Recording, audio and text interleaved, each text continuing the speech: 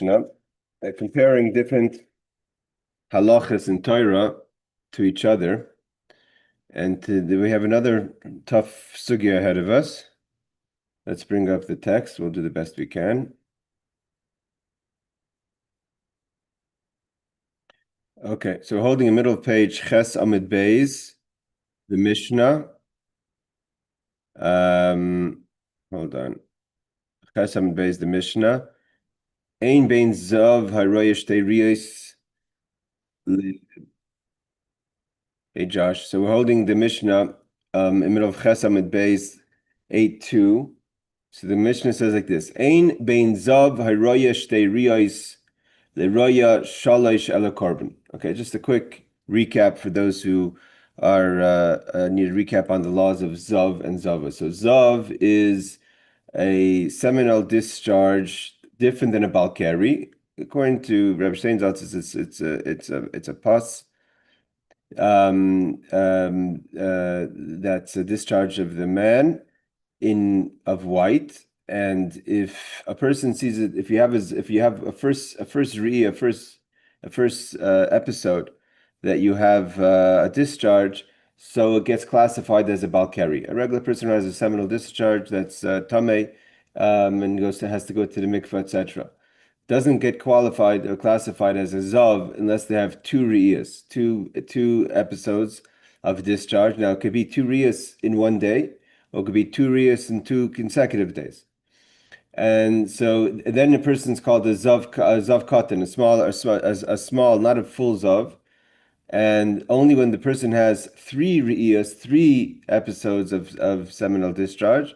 So then it becomes, we're not talking about intercourse, we're talking about the halachas of zav, obviously, are where there's nothing to be toileted. We examine and we check the person if there's any reason why there should have been a seminal discharge that could have caused it. And the laws of zav and zav are complex, and there's a special mishnayos for that, and the laws of that, and the Rambam on that.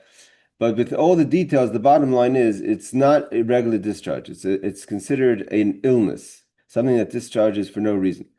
And if it discharges for no reason, if you have 2 discharges, then you're a zav. And then if you're a 3, then you consider a complete zav. Again, it could be 3 in 3 consecutive days, or two discharges in one day and another day, as we'll see in a second. So, but what is the difference between if you have 2 riyas or 1 riyah, or 3 riyas? So the Mishnah tackles it in our Mishnah here. Ein bein zav haroyesh shtei riyos leroya shalish ela korban. The only difference between if you have a discharge, I just would jump down a second, just because I'm not sure why this is not mentioned right away. But okay, let's just jump down to Rabbi Steinsaltz's footnote over here. So Rabbi Steinsaltz says, what's a zoiv, a discharge? So the discharge of the zav apparently is the discharge in modern day condition of gonorrhea. So after one contracts this disease, pus begins to discharge from sexual organ, followed by discharge of mucus, and that is, so it kind of maybe looks like a regular seminal discharge, but it's a discharge of a kind of pus that's connected to a virus, to a disease. In the Tosefta and the Gemara, the difference between the seminal emission and an emission of a zav are delineated, I think the word is. The severe impurity of a zav and his executing purification process are detailed in the Torah, Leviticus 15:1-5, and we'll get to that 1-15 in Vayikra. So Vayikra Tezvav. And in the Mishnah Tractate Zavim, there's a special tractate that deals with these laws. Although a woman can also contract the disease, a fact acknowledged in the Talmud, only a male becomes impure with the symptoms of a zav. It's not something that affects women as far as purity goes. A woman becomes impure with the impurity of a zava, and a zava is by experiencing the flow of blood not during her menstrual period. So a zava is a different thing that only applies to women. A zav only applies to men. That's not because a man can't have blood as a discharge. That could also happen to a man, but he doesn't become specifically tamei from that. And a woman could have the white discharge, but it's not going to make her a zava. What makes her a zav is having a blood discharge outside of her period, and how the Torah defines it. Today we don't have that kind of certainty like we once did of what's considered a nida, what's considered a zava. As far as a man's concerned, it's a kind of a disease. So that's why the halacha is that we have to examine that there was no cause that could typically cause a person to have a seminal discharge, because then it's not a zav. So we have to, and therefore a zav could also affect even children from an infant's age, from 1 day old. If there's that discharge, then it will be a zav as well. That child is a zav. Now, so what happens if you have 2 discharges? You have to go. The halacha is you have to go to the mikvah, and you have to stay 7 days. We're just going to quickly. I want to quickly look at the psukim, because these psukim get quoted in the Gemara here. Might as well just, instead of trying to figure things out as we learn it, just get it out. Get the text in front of us, and then we could go through the Mishnah. So the pasuk starts in Vayikra 15. Ish is a flow. So here we have pasuk number 2, says 2 times zav. Zav mipsarai zavai tamehu. And from here we learn that there's a concept of 2 discharges. We're going to reference back to this pasuk. Pasuk Gimel says, "V'zoi stia tu masai b'zayvai." What makes the person a zav? Zav number 1 mentioned in verse number 3. Rar b'sarei azavai. So when the flesh runs with a discharge. Second time we say the word zavai in verse 3. Oy hechtim b'sarei, it clogs it, the discharge. Mi zavai tu masai. Okay, so in pasuk 3 it says Gimel, it says 3 times the word zav, and in pasuk Beis it says 2 times the word zav. From this we learn that there's 2 levels of a zav. There's a zav who has 2 discharges, and there's a zav that has 3 discharges. Okay, so obviously talking about 3 after the 2, but the question is, you become a zav already after having 2 discharges, and then you become a higher level of zav, which is after 3 discharges. And our mission wants to examine what is the difference between the 2. Is there a balkari? A balkari means a single discharge, which we attribute to being a balkari, a regular seminal discharge, doesn't have all the strict laws of a zav. So the pasuk continues. Hey Bruce, we're going through a complex subject here of the zav, of a seminal discharge of the zav that makes the person impure. So we're just going to get the text in front of us before we tackle the Talmud. So the pasuk Beis and Gimel teach us that a person who has the discharge 2 and 3. So there's 2 and there's 3. Then we have pasuk 4 comes to tell us what happens if a person becomes a zav. Anything that he lies on. So we have the person makes anything that he lies or sits on. Anything he lies and sits on, we're going to see includes, hey Aaron, includes anything that supports, even if it's not direct contact. Means it doesn't have to be that he touches it, because that's called negeya. Here we're talking about even if you lie in it. So if you have 3 mattresses or 3 pillows, so everything becomes tummy, everything becomes a support for the zav. Now, so we say mishkav, and there's mishkav and yishav, right? That's pasuk 4. Anything the zav lies on or sits on becomes tamei. Then, but if he touches it, yichav is begadav, v'rachatz b'mayim v'tamei adariv. So then he has to wash himself, and he has to wash it, and it's tummy until the evening. Pasuk 6 continues, So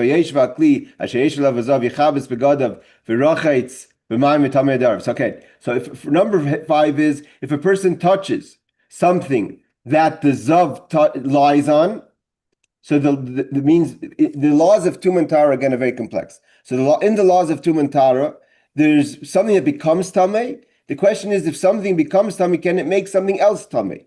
And what can it make else? What can it make impure?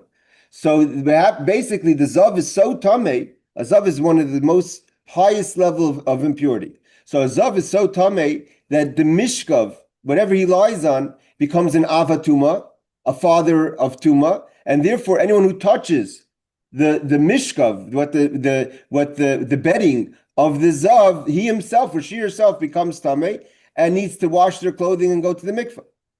If isha shayiga b'mishkavai. If you were to sit on a chair that the zav sat on, Again, you have to wash your clothing. So again, we see that the mishkav and moishav of a zav is something that causes others to become tummy. That means it's an avatuma.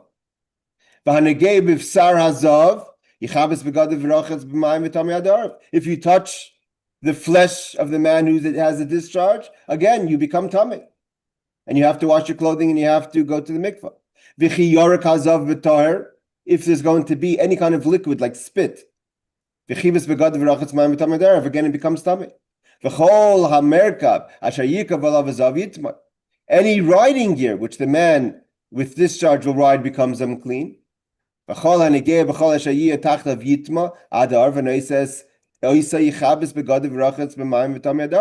you carry, if you're noisy, something that becomes tummy from a zav, you also become tummy. So carrying also makes you tummy, not just touching. What the difference of carrying means, how could you carry without touching? You could carry via something else. If you were to hold two pillows, the top pillow which you're not touching, but you're holding it through this bottom pillow, so then it's also become, you're carrying it, that becomes tummy.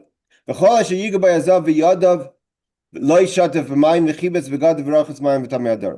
then we're going to just want to get down to 15. Now, another chiddush of a zav. Ukli cheres, even pottery. Asher yiga by hazav, if the zav touches it, yishaver has to be broken because a pottery cannot be made pure. Once it becomes impure, you can't make it pure. V'chol kli eitz yishatev v'mayim, the wood you could wash. V'chiyitar hazav mizave. Now, what's the cleansing process? Okay, so now we know the effect of the zav. He's an av. He creates everything that he lies on, or he sits on, becomes an avatuma. That's a chiddush, right? Now he adds v'chiyitar hazav. How does he become pure? Is mizavai. So it means after we're going to see this verse 13 is also, we're going to get back to it in the Talmud in a second. V'chiyitar hazav mizavai. So seemingly all these words are extra. We're going to see. Because it could just said v'chiyitar hazav when he becomes pure. What does it mean v'chiyitar hazav mizavai? It's obvious he's becoming impure. He's coming pure from his discharge. V'safer la'shivas yamim, he counts 7 days. The taharah from being pure means after he completes, he no longer has a discharge. Then he has to count 7 clean days, like a woman has to count 3 days of from her period. V'chivetz v'gadav, then he has to himself wash himself. V'rachetz b'sarai b'mayim v'chayim v'tar. He can't just go to any mikveh, he has to go to mayim chayim. Again, it's just a high level of purity required for the zav. Comes now 14.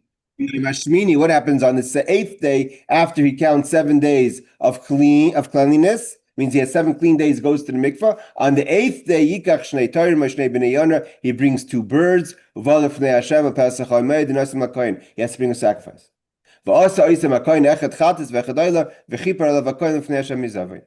Okay. So we just read the 15 verses of chapter 15 that deals with the laws of zav. So we learned that he's very impure. He has to count 7 clean days. He goes to the mikvah to mayim chayim, to live water, has to be a spring. Not just any mikvah. And then afterwards, he has to bring a carbon of 2 birds. Okay, that's the laws of a zav. For more details, you could check all the laws in chapter 15. Of course, there's a whole chapter that deals with the laws of zav. Our Gemara wants to know the difference between someone who sees 2 discharges and someone sees 3s. So he says everything that we've learned in the first 13 verses of the Chumash is all the same. The difference is only carbon. This sacrifice, after counting 7 clean days and going to the mikvah, all the effects of the zav and seeing 2 discharges, what he makes tamei is equal. The only thing is, does he need a kapara? Does he need an atonement? Means when you have to bring a carbon, right? It says echet chatas. One's a chatas. A chatas means a sin offering. Why does he bring a sin offering? It means that a zav, even though we say it's a disease, it's something that's caused by a disease, but the Torah looks at it as an impurity in a level of holiness, and therefore the person requires a kapara. And what does he have to bring? He has to bring a carbon. By the way, the woman also, when she becomes a zava gedola, she also has to bring a carbon. But here we're not talking about the zava, we're talking about the zav. But we are going to reference back to the zava because there are going to be some comparisons. Okay, so that's our Mishnah. The raya is shalish riyas, the carbon. The only difference between a man who has a seminal discharge that's called zav, that's unlike a regular a discharge. Again, it can happen.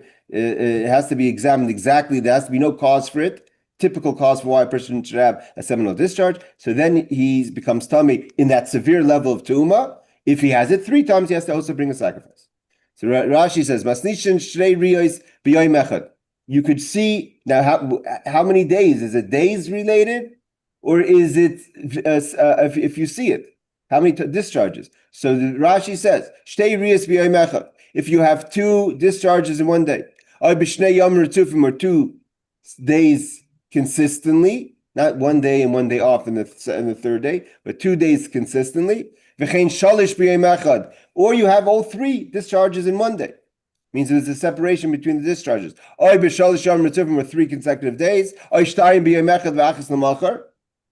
Basically, it doesn't make a difference. We're not so much counting days, we're counting episodes of discharge. If there's 3 episodes, then you become a full Zav, and you have to bring a korban, a sacrifice. If you have 2 discharges, whether it's in one day or 2 consecutive days, if there's a day in between, it breaks the cycle, then you're Talmud, but you don't have to bring a sacrifice.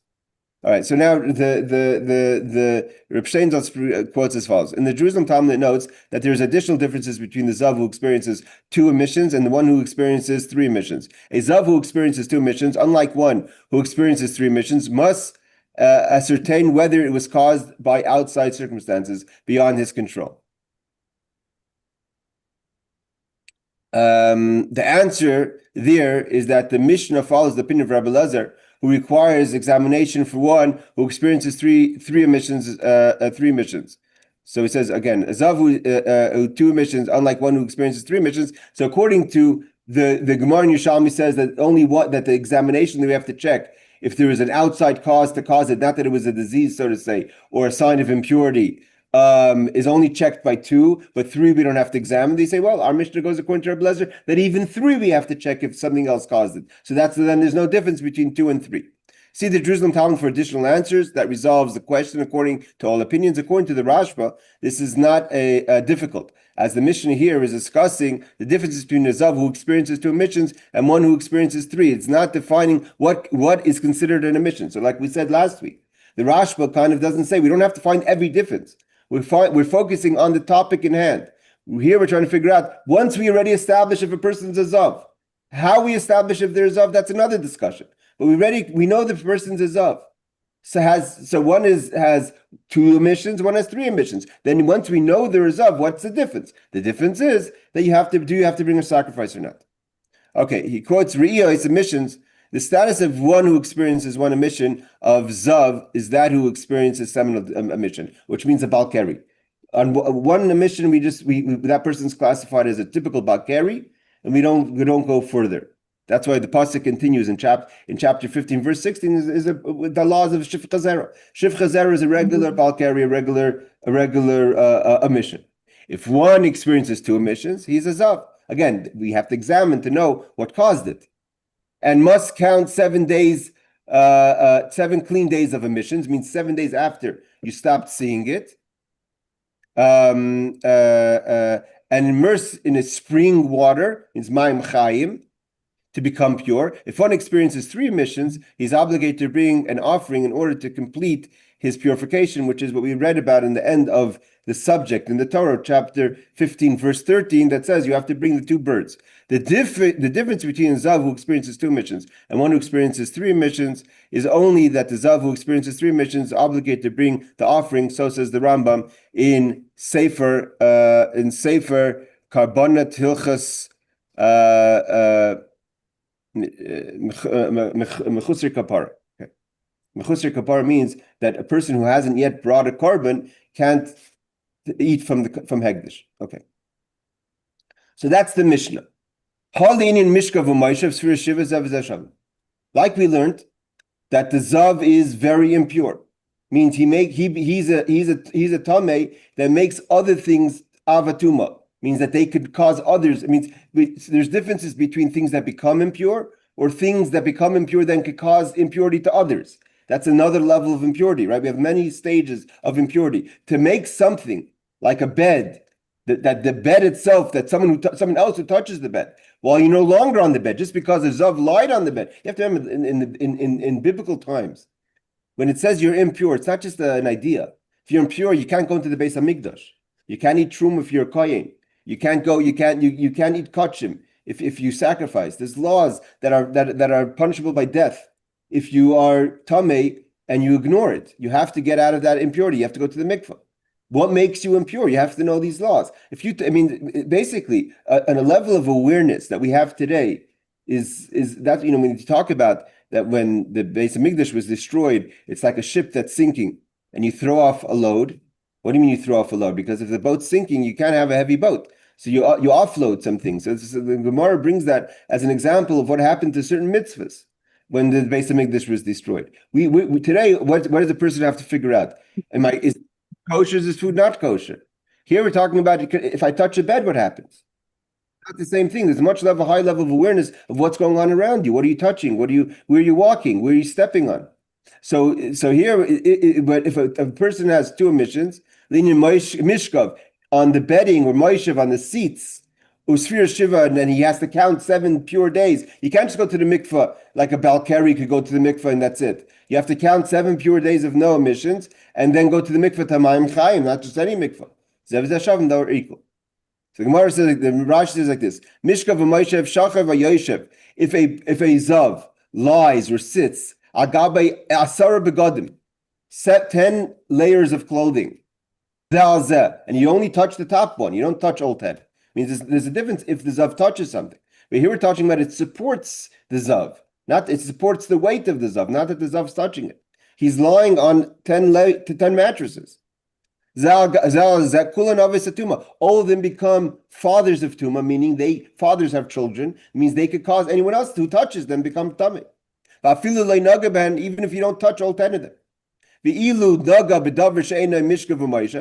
But if he touches something that's not bedding and not a chair, then that's the difference. If he only causes this kind of severe tumah if he lies or sits.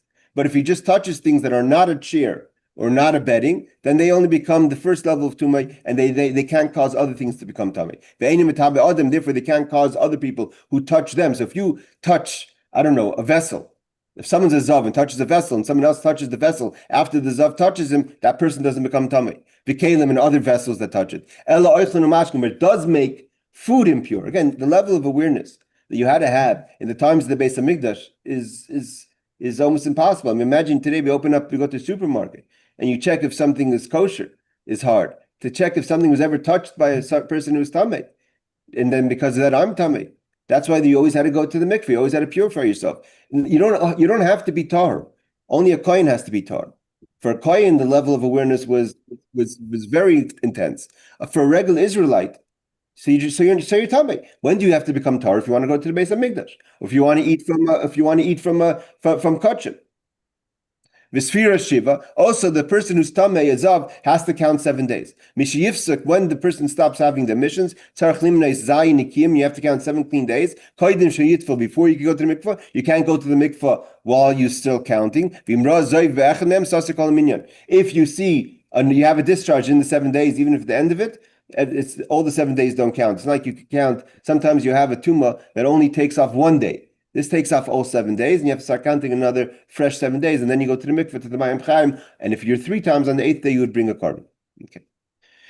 So the Gemara says, "Minani mili." How do we know that that for all impurities, a zav of two riyas, 2 emissions, and a zav of 3 emissions are the same? But korban, that's the only difference is the korban. How do we know this Mishnah? Minani mili. Where do we have the support for this? The Tana Rabbanan and our rabbis have studied as follows. Rabbi Simai Omer, Rabbi Simai says, Mona Kosif Shtayim Ukra Tamei. Okay, remember we learned in Vayikra, it's in the Pasuk 2, it says, Davnei Yisrael v'marte elem ish ki yi azav 1 time, mipsar azave 2 times. So we count, the Pasuk says 2 times, and calls that person Tamei. The person's Tamei from only having 2 riyas. And then Pasuk 3 says, Zaistia tumase bezavai rar besari azavai as hechtem besari mizavai 3 times. So the shalosh, and then the pasuk says 3 times ukari tami also calls him tami. Okay, it said. So what do you mean? How could you have 2 and 3? If you're tami in 2, obviously you're tami by 3. So why does the pasuk say one pasuk says 2 times zav and calls the person tami, and the 3 times zav and calls the person tami? Shtayim l'tumah shalosh l'karban. That later when we talk about the kapara, the cleansing process, The cleansing process for two is everything besides a carbon. The cleansing process, which is connected to chapter 15, verse 3, is all the cleansing plus the necessity to bring a kapara, to bring a carbon. Again, this is a fascinating understanding of Torah. The Torah is, we learn that's why the 13 principles of Rabbi Yishmael that we say every day about the how we look at the Torah, right? We have the 13 principles, Kal V'chomer, the Pesukim, Gzer Shava. The idea is that you have the straightforward information that we try to understand. That's not easy on its own. What does that mean? So tight twice, we have to learn that means that they have to have 4 boxes of tefillin. So that's one limud. Then you have wordings and flow of things and how psukim go into each other. These are all the principles to teach us things. So if chapter 15 verse 2 has the word zav 2 times, it's not just by chance. It's not being poetic. It's mentioning it 2 times and talking about impurity to tell you that a person who has 2 emissions is tamei. The next verse that says the word zav 3 times, okay, you could say, well, it means this, it means that. There's a reason for it. It puts it in one verse 3 times to tell you there's a concept of 3 riyas. What's the difference in 2 and 3? From that we learn the difference is a carbon. Menohani mili, the shav and the tumah, vein shav and the carbon. How do we know what the Mishnah teaches us? Rashi says that they're equal. A zav of 2 riyas is equal to a zav of 3 riyas in everything in impurity, means that it makes mishkav and moishav and klicheres. We're going to learn all these severe impurities. How do you know that they're equal? And they're not equal when it comes to the sacrifices. So he says, like we learned in the pasuk, that a person who has a zav, has a discharge, it's from his flesh is the discharge. Then the pasuk stamps tamehu, that person's tamei. That's a person who sees 2 riyas, 2 discharges. Then the next pasuk says, Harei shtei zivois menois kan v'kori tamei. The Torah mentions 2 discharges and still calls the person tamei. And then we have a pasuk that says shalish v'karitami. That's the next verse. This is what defines the person as being impure. Bizavai, when there's a zav, there's a discharge. Rar b'sarai a zavai, again zavai. I hechtim b'sari mizavai, or it blocks the discharge through the discharge causes a blockage of the person's ability to urinate, etc. It's hari l'cha shalish. Then you have 3 times. Karitami tumasahi, the person's tamei. If a person becomes already impure with 2 riyas, with 2 discharges, obviously by the 3rd time he's already impure. What's the addition? Why does the pasuk talk about 3? We talked about 2. 2 is in 3 is included 2. Therefore, the carbon. So the answer is that the equal in tumah, but the carbon is only for the 3rd one. So now the Gemara says, how do you know? Okay, we know that you have 2 psukim. One pasuk that talks about 2 discharges and 1 emissions, and one that talks about 3 emissions. But how do we know what we learn from them? Maybe the Gemara says, "Shtayim letuma v'loy lekarbon, shalish lekarbon v'loy letuma." Maybe a person who has 2 emissions is impure but doesn't bring a sacrifice. The one who has 3 emissions brings a sacrifice but's not impure. So then, what's the obvious answer? That doesn't make any sense. The person became tamei already. He never became impure from the first 2. If a person has 3 days, let's say it's in 3 days, not 3 episodes, 3 days. So by the 2nd day, the person's already tamei. Mishkav, Moishav, Klicheres, everything has to have 7 clean days. Has to go to Mayim Chaim. Now there's a 3rd day. So now what is added? The carbon. But how could you have the person doesn't become impure, but has to bring a carbon? That doesn't make sense. Now, this question of the Gemara is not so simple, because the Gemara asks a lot of questions that are seemingly simple questions with simple answers. But there's limits. Even the Gemara has limits to simple questions. So there's the commentaries, the Pnei Yeshua and others, that are trying to figure out what was even the thinking of the Gemara, but that they get into length to discuss it. But there is some sort of idea here that you could think that there's a difference, that someone who sees 3 riyas wouldn't be tamei, but would need a carbon. The question would not be about the tumah itself. I think one of the answers the Pnei Yeshua gives is not about the tumah itself, but about the actual discharge. If the discharge itself is tamei, if someone were to touch, or if the discharge itself were to fall onto something, does it make it tamei? Means the person, of course, is tummy because he saw two. That's not a question. The question is if the third emission itself is tummy, or that's no longer tummy, and it's just the carbon has to come in. But any discharge that happens after two would not be tummy. But that's maybe the Pnei Shu's answer to, if I understand correctly, to the thinking of the question. But the Gemara doesn't stay with the question. The Gemara says, if once the person's tummy and everything included spit, anything else, any liquids that comes out of the zav, we know how severe the zav is in his impurity. So that already happened by two. Obviously, that extends to three. So the Rashi says, Shtaim l'tuma, l'kol chumra l'tuma zav. We would think that maybe all the severities of the impurity of the zav only applies to someone who has two riyas, two emissions.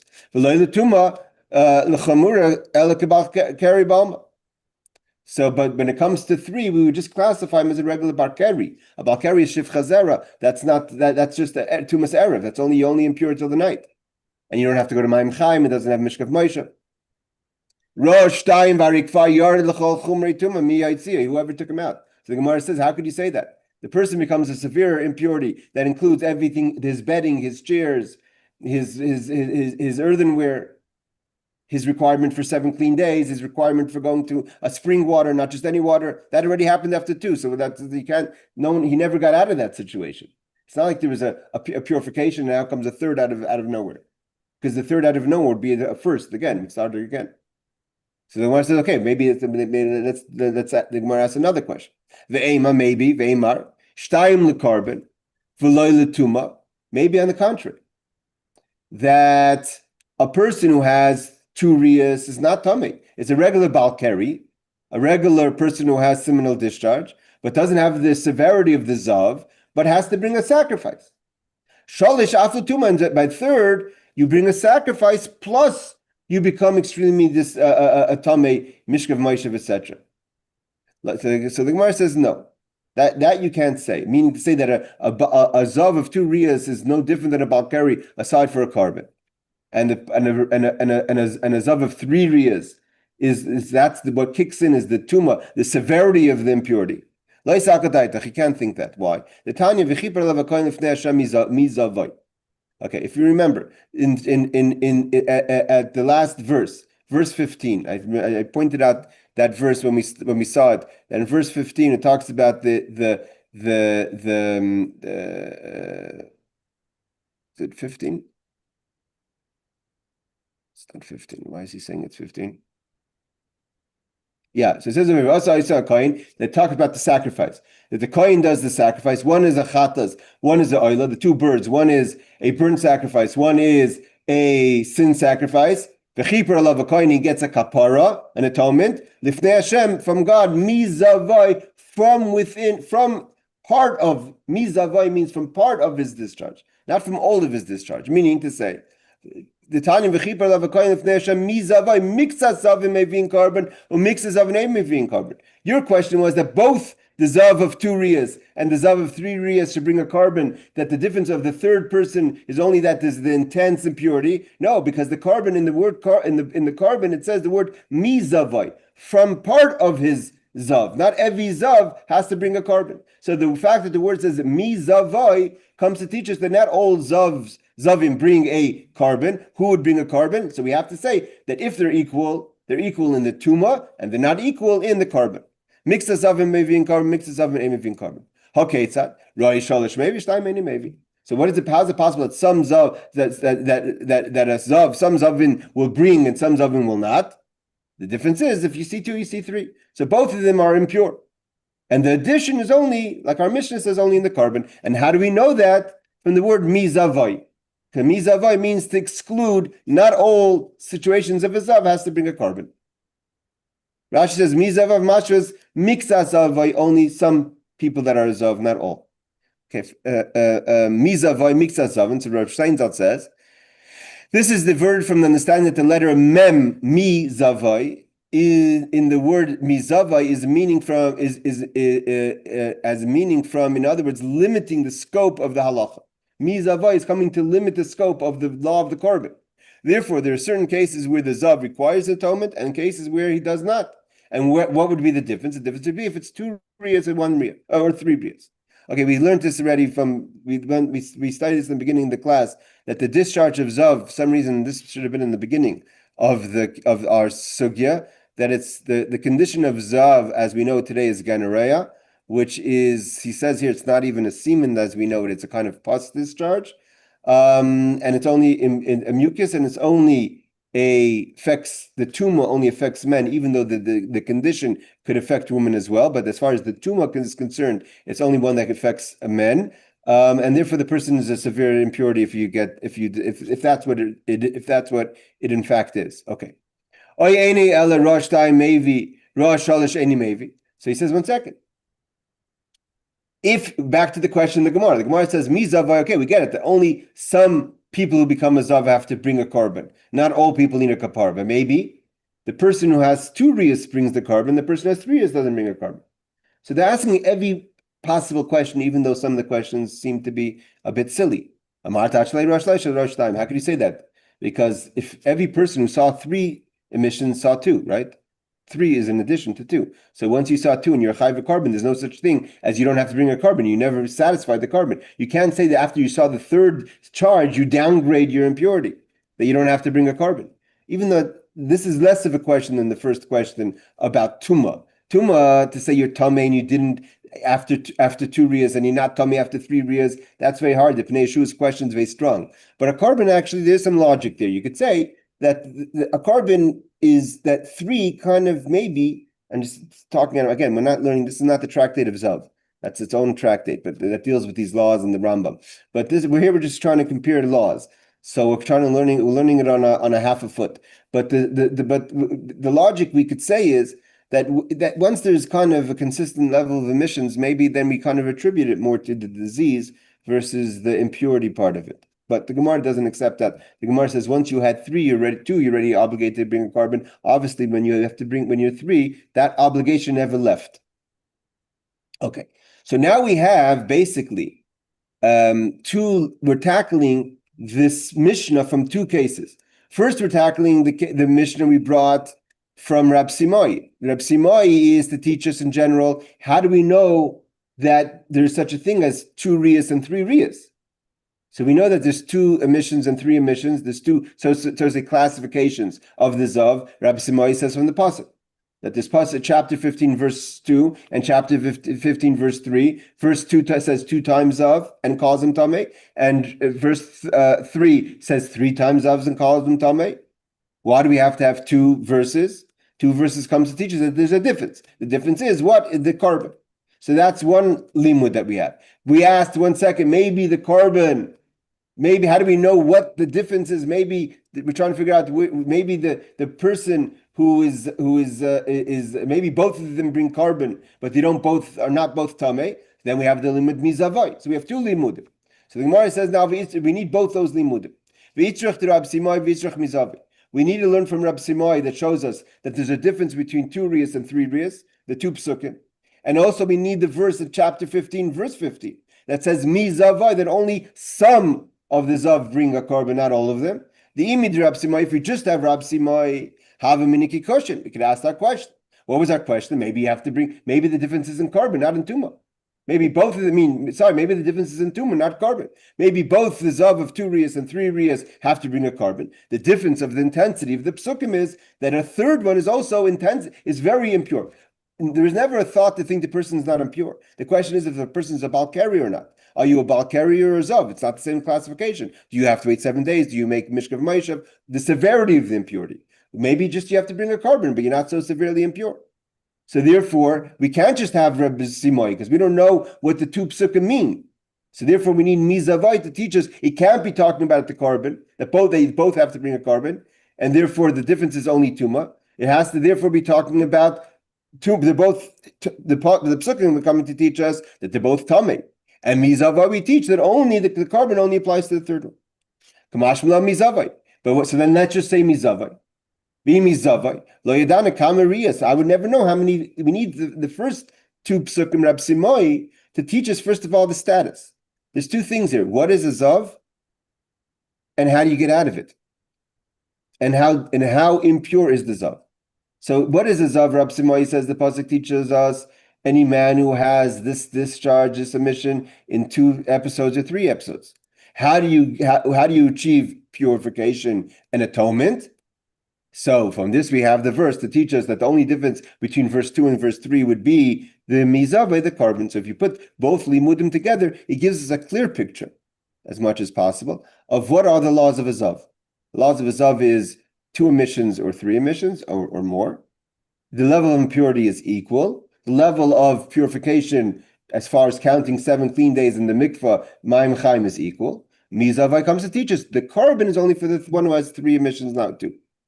Rabbi Simai comes to teach us how many episodes, how many emissions is considered a zav in the first place. So Rashi says, we still don't know what makes a person a zav in the first place. The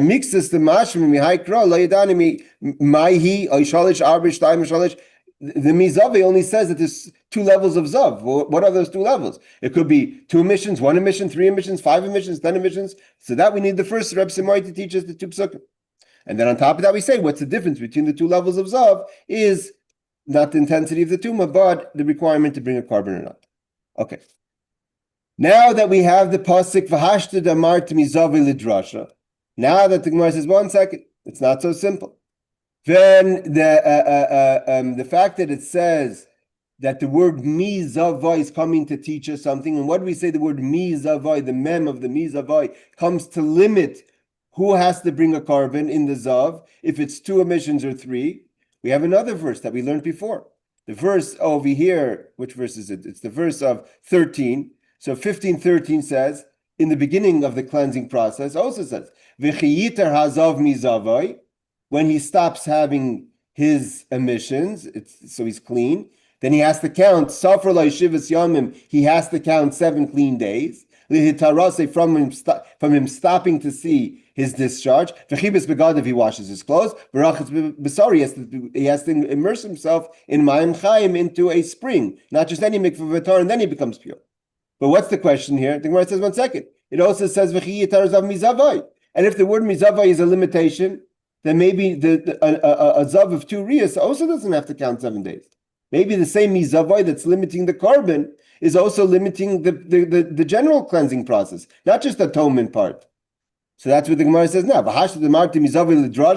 If you want to say the word mizavi is coming to teach us something, to limit, like in the case of the carbon in verse 15 that says only the emission of 3, only the zav of 3 emissions has to bring a carbon, but not the one of 2. So what's the mizavi of the cleansing process? Maybe the zav of 2 doesn't have to count 7 days. Maybe he doesn't have to go to Ma'im Chaim. What are you using the word mizavi for? It has to teach us something. It's a drasha. So the Gemara says, oh, slow down. We need that for something else. It says in the pasuk v'chiyitar hazav. So again, the pasuk says v'chiyitar hazav liksheyifsek, when you stop seeing your discharge. Mizavai v'lay mizavai v'nigoy. It's coming to limit another scenario. The problem is what happens. We have other situations of impurity for a person. A person could be, unfortunately, suffering from 2 levels of impurity. One impurity of zav, and another impurity of tzaras. What happens if a leper, a person who has leprosy, who's also impure, and has the impurity of which is very unique, a live person to walk into a space and make that space tamei, tumas oyel, that only exists by mace. That's why a Metzorah, right? What did we learn in Parshas, the end of last week's Parsha, right? Parshas, the end of last week's Parsha, Parshas V'aleischa, it talks about Miriam, the severity of tzaras, of leprosy. A leper is considered like dead. Therefore, the leper has the effect of just like a mace in an enclosure, in an oil, causes everything inside the enclosure to become tamei. So too a Metzorah. So here Metzorah also, that's where he has to live outside the base. He has to be out of 3 machinais. What happens if a leper is unfortunate that be suffering from 2 impurities? He's a zav and a leper at the same time. So the question is, can a person who's, while they're still in the process of getting cleansed from their leprosy, how do they deal with the time of getting cleansed from their zav, from being a zav? Now, there are certain things you can't do because you're still dealing with the leprosy, but could you at least do partial, so to say, cleansing while you're a Metzorah from the zav, and wait for the completion of it, because you can't do a kapara. Even if you have 3 riyas, You can't bring a korban because you're a Metzorah. So that's the question. We need him for such a situation. That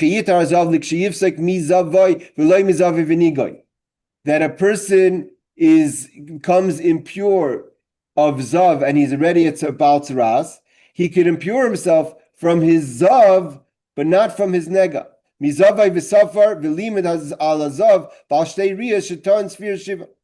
So the fact is that when you are to get totally pure is only from mizavai, but you didn't become impure, you still have to deal with your tzaras.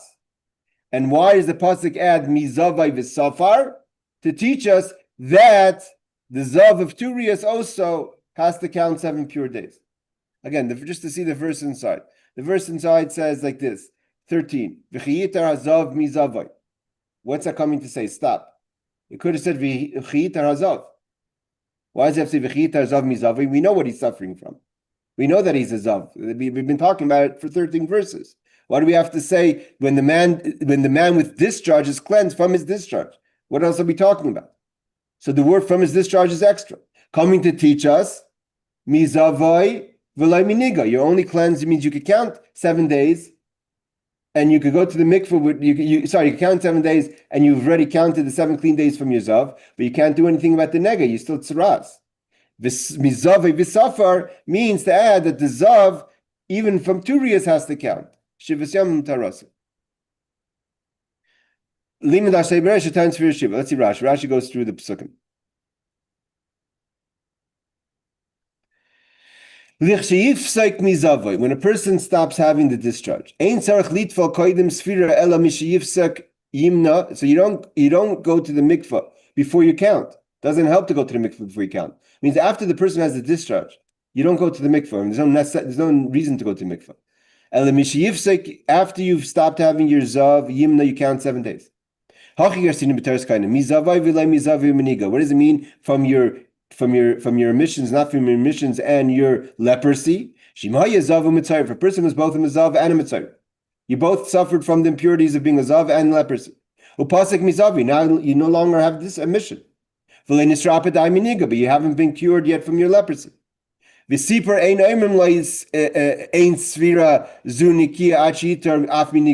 don't require the person to start counting 7 clean days only after he gets rid of the leprosy. He could start counting the 7 clean days even while he has leprosy, because he's counting 7 clean days not from his leprosy, 7 clean days from his emissions. So that's fine.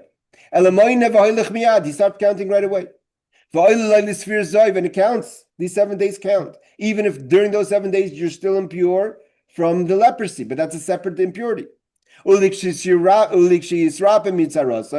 you become healed from your leprosy, however long that takes, yitfol, then you go to the mikveh, because no point in going to the mikveh while you're still a leper.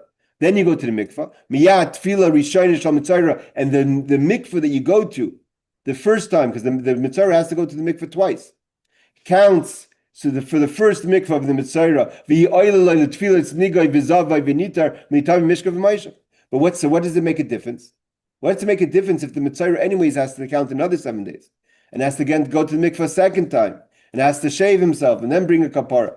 What does it help to go to the mikveh after the first time, for the zav? So it does make a difference, because you're no longer causing your bedding or your chairs to become tameh, because a Metzorah doesn't have that kind of tumah. A Metzorah has other kind of tumah. A Metzorah doesn't make mishkav v'maishav tameh. And also, you're no longer going to make earthenware impure, like a zav does, and a Metzorah doesn't.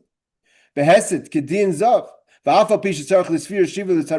Even though you have to count another 7 days from your leprosy. And also you have to be able to eat from the kachim, and you need to have a second immersion in the mikveh.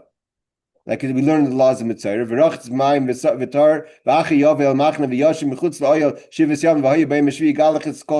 So we learn about the leper that after this first mikveh, you have to count another 7 days.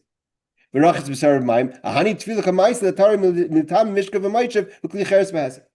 fine. But still, the severity of the zav, which has a different kind of tumah, the tumah of mishkav maishav, and if you if you move a kli cheres, that severity won't apply anymore. So let's just break this down. If a person is unfortunately a zav and a Metzorah, so there's nothing you could do about coming totally clean, because you have to get rid of both tumas. But you could do partial. So what do you have to do? The word mizave comes to teach us that you count 7 clean days from whenever you stop the mission, even if you're still tummy tzaras. Why would you count the 7 clean days, even though you can't go to the mikveh yet? Because after you count the 7 clean days, no longer will you make a mishkav and ma'ishav tummy and hesed klicheres and moving a klicheres, earthenware. Then you get finally cleansed from your tzaras, your leprosy. Then you do the mikvah that counts for both the first mikvah of the Metzorah and the mikvah for the zav. Then you have to, of course, count another 7 days, go to mikvah a second time, and then, of course, you could bring your carbon if you're a Metzorah if you're a zav of 3, and other things that you could now join the congregation because you got rid of both of them. But there's no reason not to get rid of what you can get rid of, even during the process of the cleansing yourself of the leprosy. To teach us. To teach us that even if you only hear the mikzas is the other way, that even if you have a little of zav, you still have to count. Limud al zav b'ashtayrius, there has to count 7 clean days. So now the Gemara asks the question as follows. Again, I told you guys from the beginning, this is not an easy sugya. There's a whole tractate on these laws. We're trying to catch in a whole tractate of very complicated laws in one sitting of a Mishnah. But that's the beauty of the Gemara. You never know what the Gemara is going to give us. Sometimes the Gemara will give us stories. Sometimes the Gemara will give us something nice and pleasant. Sometimes the Gemara will give us a difficult sugya. You go with what you got. So this week we got a difficult sugya. The Gemara says it's a kal v'chomer. How would you think? Why do we have to have the pasuk to say mizavai v'sofer, that he counts 7 days, if he's so impure that he causes bedding and chairs to become tamei? Meaning, even if he doesn't touch it, just by there's the fact that they supported him, it becomes tamei. And not only that, it becomes tamei that if someone else touches it after he leaves, that person also becomes tamei, becomes the avatuma. Of course, he has to count 7 days. Why wouldn't he have to count 7 days? Why do you need the pasuk to teach us like a chiddush? Lo yitoyin svir shiva bitmya achisha matishtayim v'alchigasinen v'haleidinu im metam mishka v'maisha b'shtei riyas l'chol chumar tu mazav mihechin yismat misfir. Why wouldn't he have to count 7 clean days? Let's skip this Tosfos because it's not so simple. The Rashi that we just learned, we're learning it a bit as Amaratzim because it's not so simple about the laws of a Metzorah.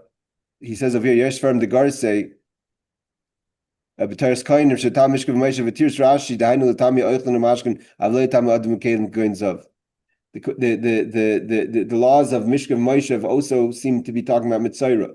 So the question is, we're trying to figure out why would you count for the Zav while you're still impure? So Rashi says because you no longer will you make Mishkav Moshe Tamei on the level of Zav. But it seems like also it's not so clear if a Metzorah makes Mishkav Moshe Tamei or not. If a Metzorah also makes Mishkav Moshe, so then what's the point of counting now?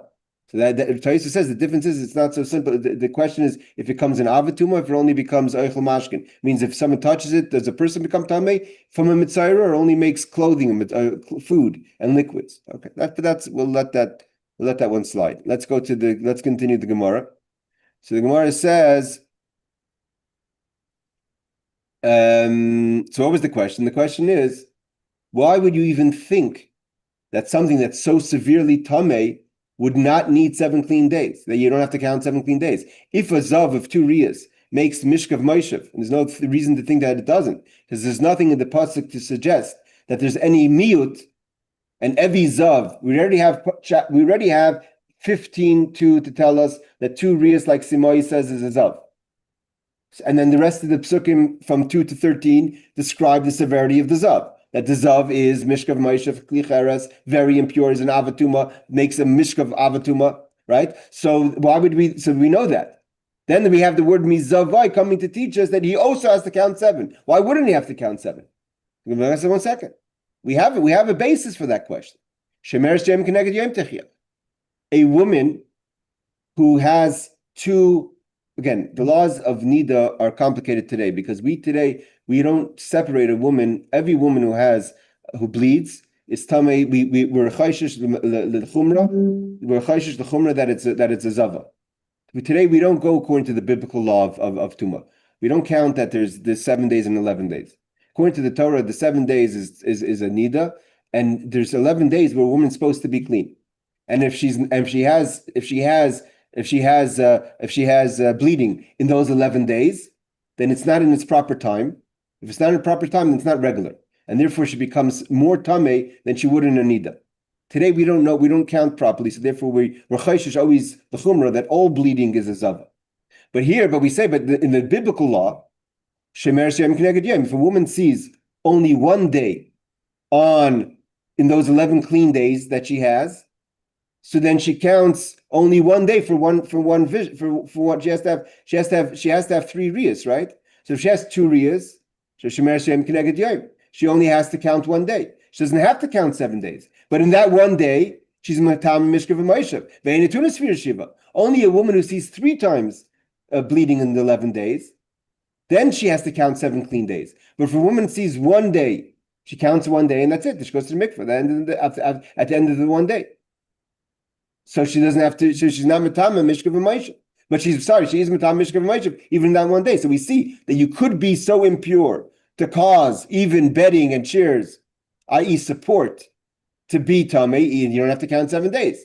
So the laws of Zav should show us that possibly also a Zav could be tamei and not have to count 7 days. And that's why we have to have a special limit from our pasuk mi zavai v'sipar. So let's just the Rashi.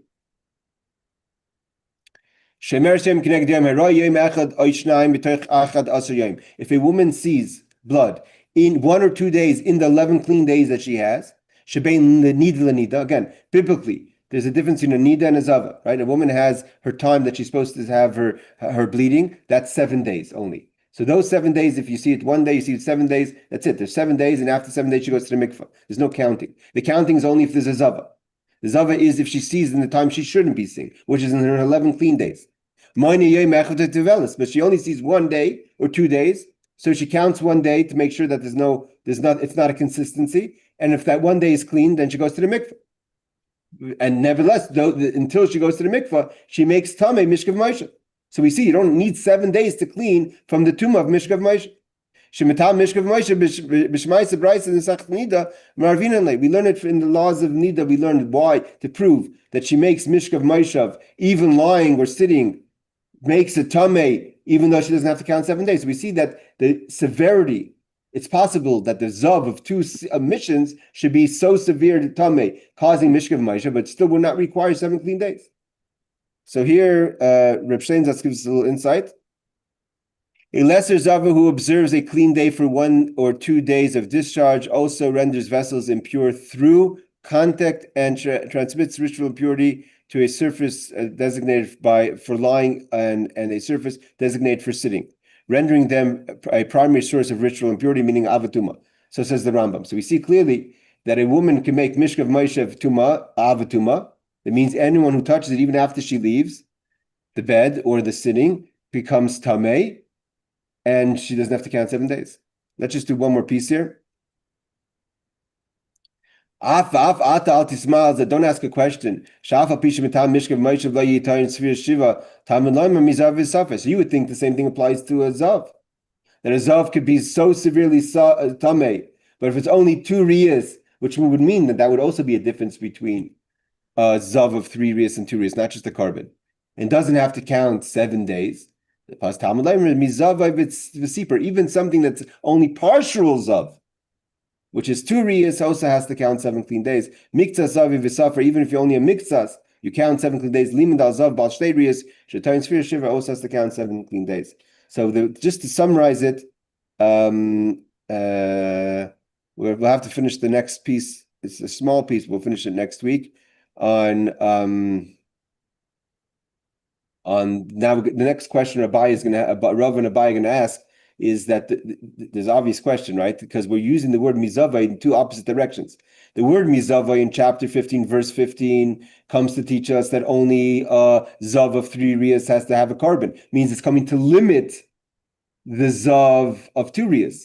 And the word mizava in chapter 15, verse 13, is coming to include the zav that he has to also count 7.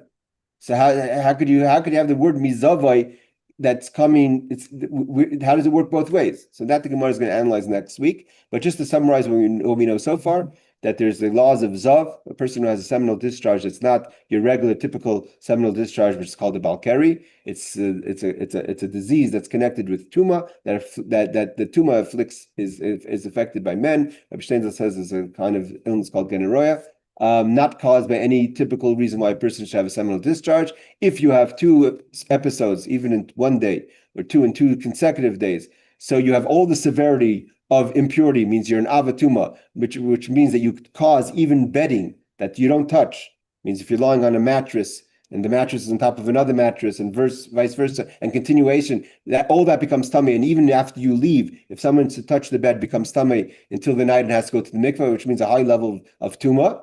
And you also would have to count 7 clean days, and you have to go to Mayim Chaim to a ritual. You have to go to the bathing in natural spring water, not just any mikvah.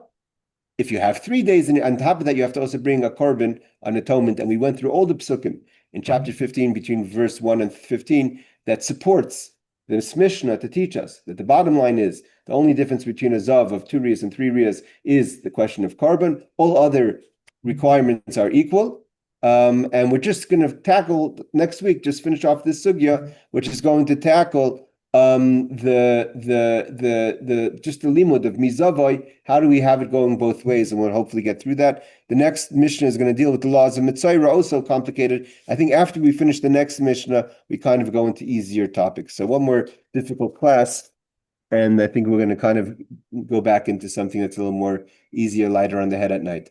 Laila Tov, everyone. Thank you so much for joining.